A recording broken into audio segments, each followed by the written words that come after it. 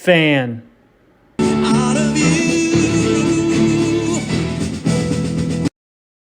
All right, welcome to another episode of Two Bros, One Beard. I'm the bearded brother, Michael. This is my babyface bro, John. Thanks, bro. Yep, no problem. We have another episode, another segment of Make a Fan Out of You today. We decided to combine two Make a Fan Out of Yous, make it into one episode. John's homework assignment for me is the album by the band Nevermore titled Dead Heart in a Dead World. And John, I had him listen to a Toto album from 1995. The album is called Tamboo. Even if you're a Toto fan, it's likely you haven't heard of it. So. Yeah. Well, we'll start with that because speaking of, I was like, what was charting position like for Tamboo? So came out in 1996 here in the States. Yep. So here's what's really crazy. So according to Wikipedia, comes out in October of 95 in Europe and Japan. Okay. Doesn't get released in the US until June of 96. That was probably, I mean, at the time their kind of their fan base kind of dwindled probably in the United States. For a lot of rock bands, some of them weren't even releasing their albums in the United States at that time. Yeah, 100%. But I mean, I was looking at, I was just curious, like what was charting position like for this one, and no charting whatsoever in the States, and did okay in some of the Scandinavian countries. Yeah, just at Sweden, I think maybe Germany was up there a bit. Japan was. They're still big in Europe today, so I'd imagine did pretty well there. I think it sold 600,000 copies. So for 95, that's not bad. No, it's not bad at all. And it's not to say anything bad about the record. It's just for a band that was, you could say, well, I mean, never quite like a Foreigner or something with that many hits, but but they won. I don't think Foreigner ever won a Grammy, but Toto won, I think 3 or 4 with Toto 4. So they were probably, I mean, they were really respected, probably by the whoever votes on the Grammys and stuff. I mean, they were super well known. I think I saw I don't know if one of the members said this, but if you combine all the members and every contribution they made on whatever record and you add up the total, they're credited for like over 1 billion album sales or something. Wow. Yeah, I wouldn't doubt it. So much guest work, and then sure. Thank you, Thriller. Yeah, exactly. That was probably most of it, but for people who don't know, Toto wrote, the members, at least Steve Porcaro, Steve Lukather, and David Page wrote like half of Michael Jackson's Thriller. So, and that was kind of a big deal. I think is that still the #1 selling record of all time? Possibly. It's up there. I don't know. I'd have to look it up. I'm sure it's still up there. Yeah. Yeah. But yeah. So you mentioned something about Grammys. So this was nominated for Best Engineered Album. Yep. In 1997. I just looked that up. Let me just say, like I told you when I had you listen to this album, that sonically it's like the most perfect sounding record I've ever heard. I had no idea it was nominated until I looked it up yesterday. Right. But that makes perfect sense. But anyway, go ahead. I want to know what you think. Yeah, that was my first impression. Actually, I had two kind of first impressions. Number one, well, I asked you ahead of time who was the singer, and you said it was Steve Lukather. Yep. So first impression was, wow, he's a great singer. And sometimes you don't find that when, say, another member of the band takes over. I'm excluding Genesis and a few other examples, but in some cases, or if a band that has a very well-established lead singer has another member sing a song or two, it's kind of like, but Steve's a very, very accomplished vocalist, and it sounded really great. I mean, he lacks a little bit of the high range that, help me out here. Like a Bobby Kimball, Joseph Williams, or Joseph Williams, but just such a pleasant sounding voice and right on the money at all times. Yep. My second impression was just how great the album sounded. So I didn't know going into it that it had been recognized for a Grammy knob or anything like that. Yeah. But it, man, the drums just so punchy. The guitar tone is exceptional, and I'm a real stickler for that. It sounds so good. The bass is very pronounced. The keyboards, the piano, everything. Yep. So the opening track, "Gift of Faith," great riff. Yeah, that is a great riff. And it's like it seems like it just gets played over and over and over and over again. Yeah, but it's such a good riff. It's like, let that ride for a while. It's great. Yep. 7-minute track too. I mean, it was almost. Yeah. I mean, borderline progressive rock song there. Yeah, true. And that brings me to my third impression. Just when I saw the running time, I was like, oh, all right. You didn't know what you were in for, huh? I didn't know what I was in for. I think, if you look back on Toto 1 or Hydra or any of those, we're talking vinyl era, 40 minutes? 30 to 40 minutes. So they had longer songs, like Hydra's a long song, but they didn't, it would have 6, 7, 8 songs, not, on this record, 13 or 12, 13. Yeah. So yeah, it's definitely their longest record. Well, Gift of Faith, great opener. I liked I Will Remember. It has, looking down at my notes here. Yeah, no problem. Really great groove, that kind of open, great drum sound. They sound huge. Just kind of an overall nice song, good melody. I like that a lot. It's one of my all-time favorite Toto song. Great music video. Really? If you ever check it out. Yeah, really interesting. Slipped Away is the third track.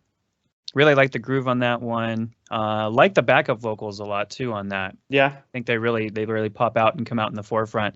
It reminded me of, even though I don't think there's any relation here or influence necessarily, but for some reason it reminded me of a Spock's Beard song. Okay.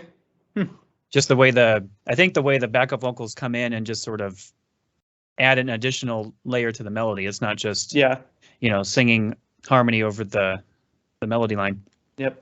They were always good at that. Yeah. So that was cool.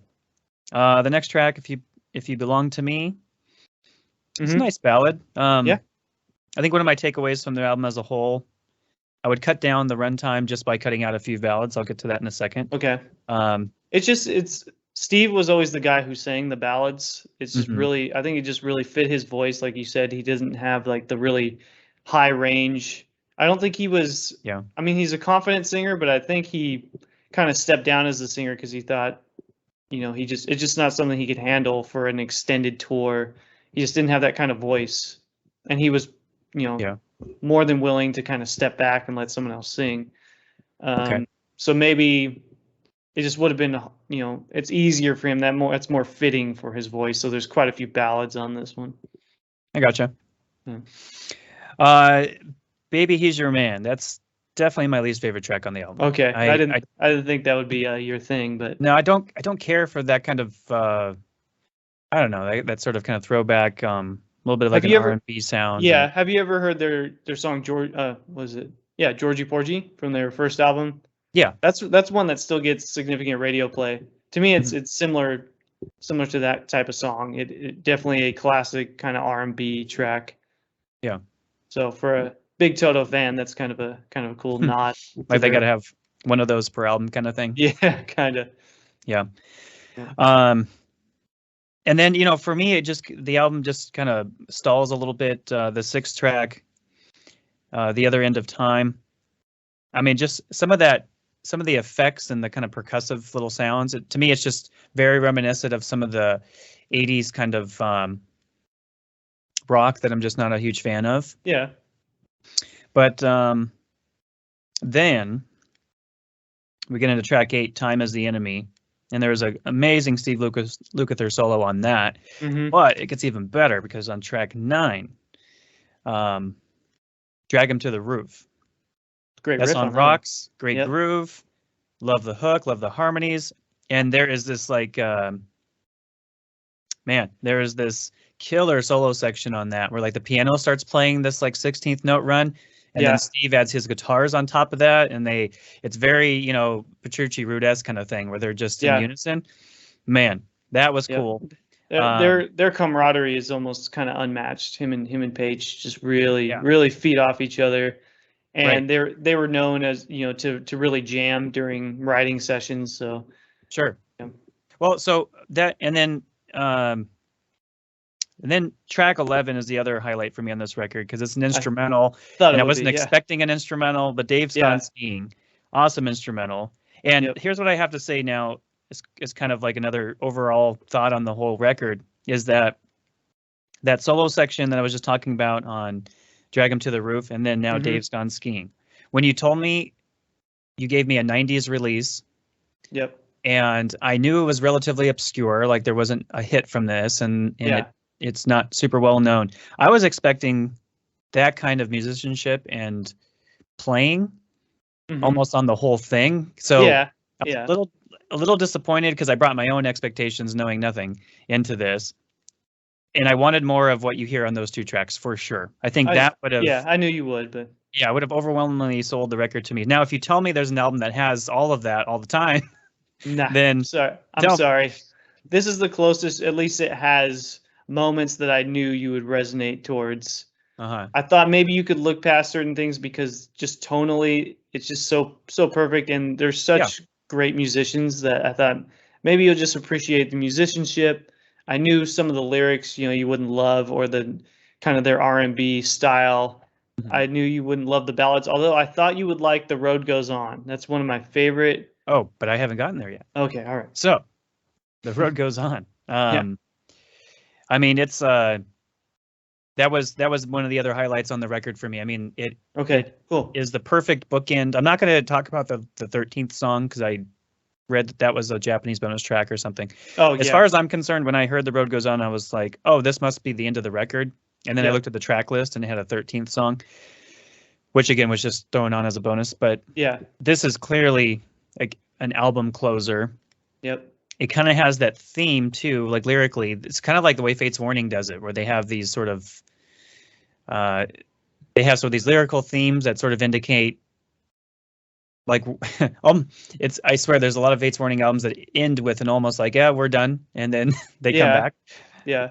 But that's kind of the idea. I love it. It's a good mid-tempo song, great ending, nice melody, it's very uplifting. Yep. And like I said, it sounds like an album closer. So as far as an album as a whole, Gift of Faith, and then The Road Goes On, just great bookends to the whole thing.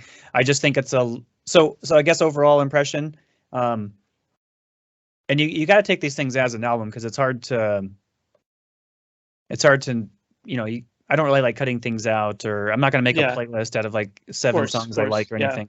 So to me, it's just overall maybe an album that's a little bloated, taking advantage of the CD era and just like, hey, we can throw 70 minutes together. I guess, you can. Yeah. But minus a few tracks there and maybe one too many ballads. I mean, I was impressed with this album overall. I don't know if it's going to do the trick for me as far as make a fan. However, it does make me want to dive into the first 4 more, or first 5, and really invest in those because I feel like there's something to that 70s sound that I'm really drawn to with a lot of other artists. So I think that's actually going to be what I would enjoy more. But as far as Sonics, though, I mean, and they were always a band that sounded great. I think they're kind of masters of their craft. They know exactly what sounds perfect, and they kind of, I don't know, they know their instruments. They know how to get the perfect tone, and they're kind of one of a kind musicians. I mean, they're not super one of a kind, but we know they can be. And I think for me, it's a band that I'm just sort of waiting, just take it over the top for me, like just I'm not expecting them to be, by 95. I mean, they were there was so much progressive, rock and metal emerging and stuff like that. Yeah, it wasn't like those sounds would have been foreign to them, nor would I have expected them to turn into Dream Theater or something. Yeah, it's one of the frustrations I have with this group and some of the other artists from the 70s, I guess, and the 80s. It's like when I know they could go a bit heavy, like they could go a bit heavier, a bit faster, a bit more technical, and then they just don't. Yeah. I feel that way about Kansas sometimes, and Styx, and especially because there's those moments where you hear it and you're like, yes. And a band I love that might be make a fan out of you down the road is Boy Oyster Cult. Feel the same way about those guys. I mean, there's so many times where all the pieces are there, and there's just kind of like that one track on the album that really stands out because it's heavy, progressive, and all those different things, and then go back into like all this kind of boogie and just rock and roll type sound after that, and I'm like, oh, okay. That's the thing is, there's going to be moments where you're going to hear a Toto song and just be completely blown away, and then you're going to hear another love song and you're just be like, probably let down. I mean, those are the songs that, I mean, that's how they sold records, was really from their love songs. I think the album's so long too. A lot of bands were, especially the big bands from the late 70s, early 80s, is they were making super long albums hoping that they would get one hit out of it. So they wrote so many songs. If we get one hit, you know, we could sell some records. But so that's why, I mean, you got like 4 ballads on this album, hoping that something will hit and you could sell. That's really the only way they could, you know, get a big tour going and stuff, I'm guessing. That makes sense. Yeah. So anyway, I have to say though, I appreciate you sharing this one with me. I never would have thought to check out a 90s Toto album on my own. So but like I said, most people don't even know it exists, but it was always one of my favorites. Steve is my favorite, happens to be my favorite Toto singer. Okay. And he sings lead on 2 albums. The other one is Kingdom of Desire, which has some of the best Toto songs. You're going to hear something like, you know, that's kind of heavier and on the progressive side, but then there's also quite a few ballads on that one too, and a lot of, like you said, more of the boogie style, the almost dance music, borderline, almost disco. I guess they've always had kind of a disco sound a little bit. Which, I mean, David Page is still the main songwriter, although Steve wrote quite a bit of this record. So all the stuff that's really guitar driven, it's, you know, probably clearly written by Steve. Except for I Will Remember, which is more, I mean, it's almost percussion driven. It's kind of a really unique song, and Steve wrote that one as well. But so I'm glad you checked it out. I think that's probably the first Toto record you've listened to all the way through, I would guess. No, I listened to the debut all the way through, and Hydra. And but not with the intent of, oh, this is the band I'm really exploring. It's because I have the records and I just kind of was curious. But I think I'll go into the ones I have. Like I said, I think I for sure have the first one, Hydra, and 4, with a little bit more intent next time. Okay. So a little bit more focus. So Yep. That's what I got. Sweet. All right, moving on to my homework assignment. Yeah. You want me to say a few things about this one? Yeah, go ahead. Set it up. So this is Dead Heart in a Dead World by Nevermore. This was released in 2000. Nevermore was a band that I heard a few songs from. It didn't really grab me all the way because it is very heavy, at least compared to the stuff I was listening to at the time. Compared to like I don't know, even compared to like Iced Earth, Blind Guardian, Symphony X, stuff like that, there's just something in the riffing that is just so much more brutal and heavy. And in the drums, like drums are really heavy. Very unrelenting. Yep. So I had a buddy who was playing me kind of different songs here and there. It didn't really grab me until I heard this record. Dead Heart and Dead World was definitely the album that sold me on the band and helped me to really engage with their full discography and just get into the rest of their works. Like this was my entry into the band for sure. And some of the songs that really stuck out on those early listens would have been like The River Dragon Has Come, Believe in Nothing. Just, this isn't a band that's ever really done a full ballad, but Believe in Nothing is a Nevermore ballad. For sure. Same thing with The Heart Collector. There were certain moments that were just so perfect in kind of their melody and just more palatable. Almost like a Metallica ballad. Yeah, pretty much. Or an Iced Earth ballad or something like that. So so released in 2000, produced by Andy Sneap. Sounds incredible. To me, the clarity of the mix is so much better than compared to their previous album.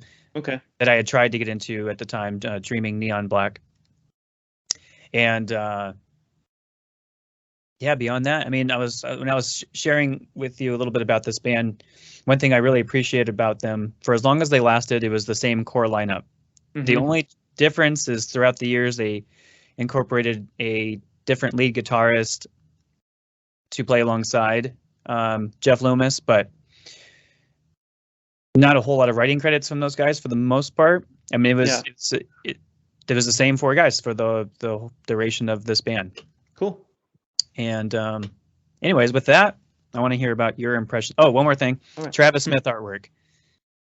I don't know if you got a good look at it, but it's definitely cool. It reminds me of like almost if a Save Your Machine album cover was had a little more detail to it. Yeah. Oh, okay. So it made me think of.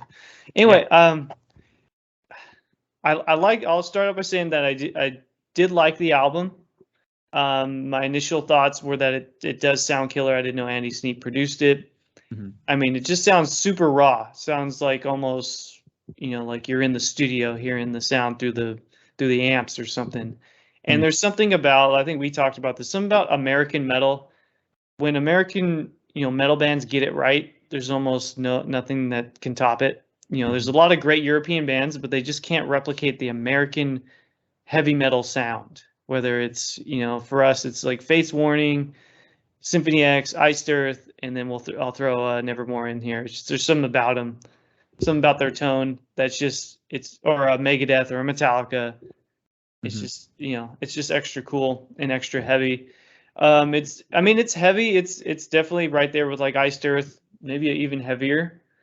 But I didn't find myself thinking, oh, this is too heavy, because I don't listen to super heavy bands. I don't mind heavy riffs, but if the whole thing is just everything about it's heavy and dark, it's hard for me to really love it. You told me that the band that they're compared to is Queensryche. I didn't hear that. Maybe compositionally there's something I'm not hearing that I should be. Well, like I said, Queensryche, if they were quite a bit heavier. Yeah.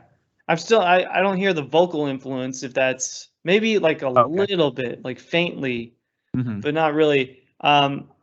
His voice is good, but to me, obviously, unless I love the singer, it's hard for me to really love the band. And I don't think I'll like him enough to really, really love the band. Yeah, there's moments where I like I almost like when he gets into like that, like the screeching, like screaming type vocals. I wish he would utilize that more.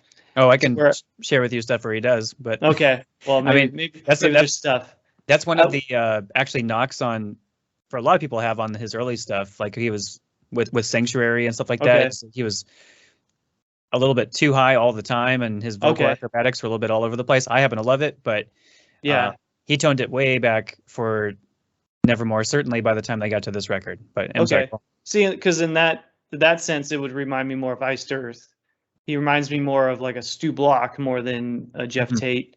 I think We Disintegrate. Is that when he kind of utilizes more of that screaming vocals? So I like the kind of the variation to his voice. I don't want to. Yes, I know what you're talking about when he kind of goes into that Halford range. There you go. Yeah. Yep. And I didn't realize they do it. I didn't listen to the bonus tracks, but it looks like they do a Judas Priest cover on there. So maybe Halford was. You don't want to listen to that. No good. All right. No. But there is a cover on this album. Did you pick up on it? I don't know if you were going to get to that. I did. I thought it was so fitting because another issue I have is I don't mind like heaviness or aggression, but if it's just like anger, that's all the band kind of resonates. Then it's hard for me because. Is that what you got from this? That's what I got from it. Just bitterness. Bitterness. And I thought it was so fitting to do the Sound of Silence. Like it's there's almost like an emptiness to it. Or how many people in the world deprived and unhappy? Doesn't seem like it would be fair to be cheerful. Because I could relate to. If you're having an emotional issues or depression or something like that, so like an album is kind of bleak in that sense, but I can't relate to constant like anger or rage, and that's why I'm kind of hearing like Inside Four Walls. I think the song's good, but the message of it, I didn't think was. Obviously, it didn't ring true for me. You know, I don't know. Interesting. I felt like they were kind of ill-informed a little bit, and I just didn't like the message of the song. I like The River Dragon Has Come. I think that's probably one of the fan favorites on the album. I really like that one. And then I like The Heart Collector, which I want to say kind of remind me almost like of Ozzy Osbourne a little bit. And that's who he kind of reminds me of at times on this album. Okay. So I like the little more mellow stuff. But then you got a song like Believe in Nothing. It's just kind of, it's almost too bleak for me. I almost wish they wrote more in kind of like the fantasy realm, kind of like Iced Earth, where you could kind of, where there's not like a clear message to the lyrics. It's more story driven. I think the band Narcosynthesis sounds like that. I don't know what it's referring to, but that sounds like more of like a classic metal song, you know? Yeah. Well, it's a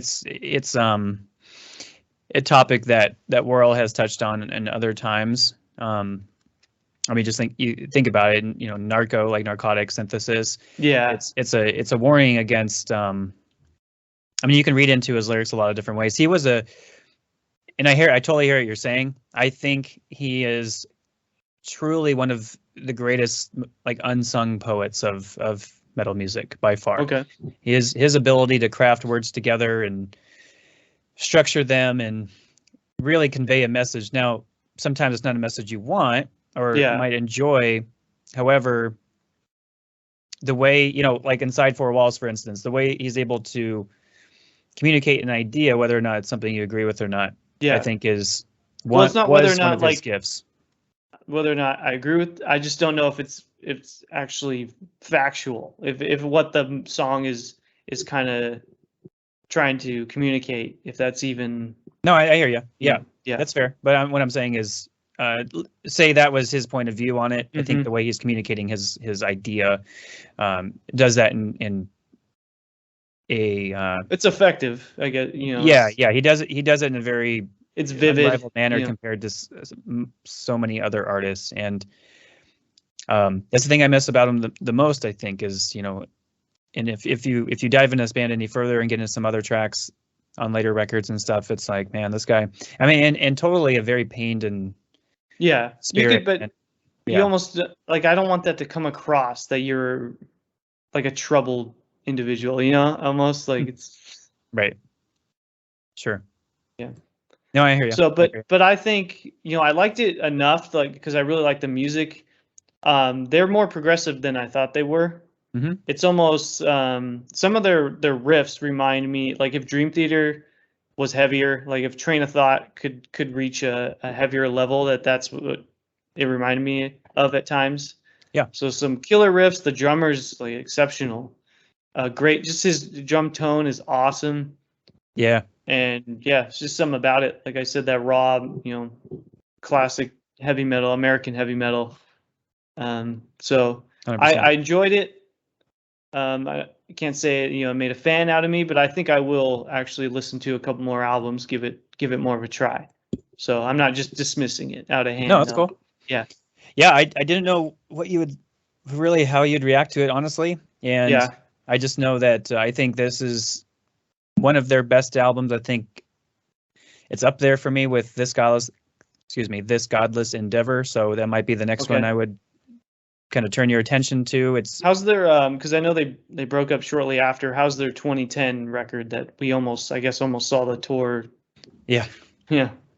I like it a lot. I mean, the Obsidian Conspiracy. It definitely has some different twists and turns on it, some different sounds, and some kind of different ideas, but it also has some really brutal, really heavy moments, and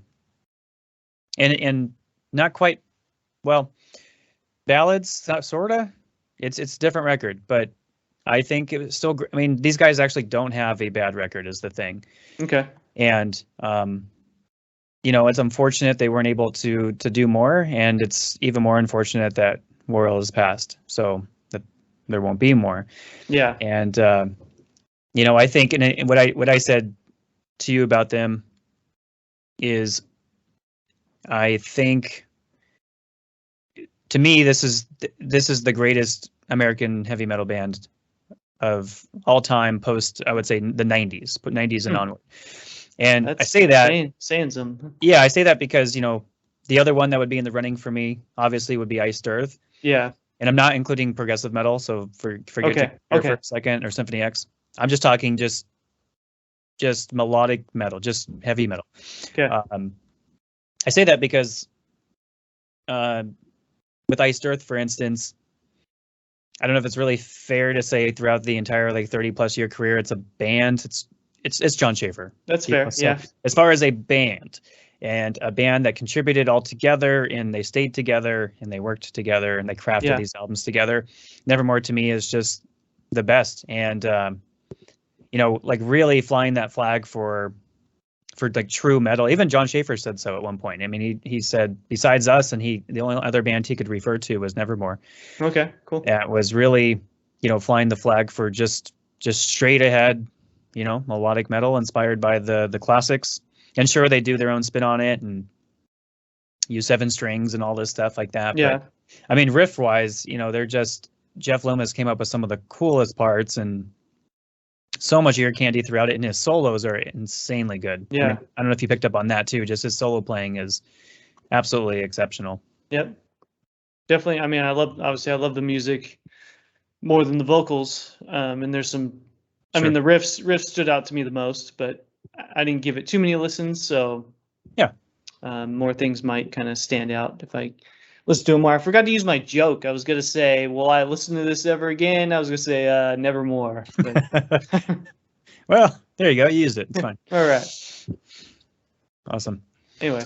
Cool. Well, it sounds like we're both kind of maybe in the same boat as far as our make a fan out of you. So that's cool. Yeah, I think so. Yeah. I'd feel really bad if you were like, man, bro, this is like the best thing I've ever heard. And I'd be like, oh, wish I could say the same. Ooh, this is awkward. Right. Awesome. Okay. Well, we'll come up with another few records and do this again shortly. Yeah, definitely. Sounds good. All right. Well, thank you for checking out our latest installment of Make a Fan Out of You. And we will catch you on our next video. Take care. Take care, everyone.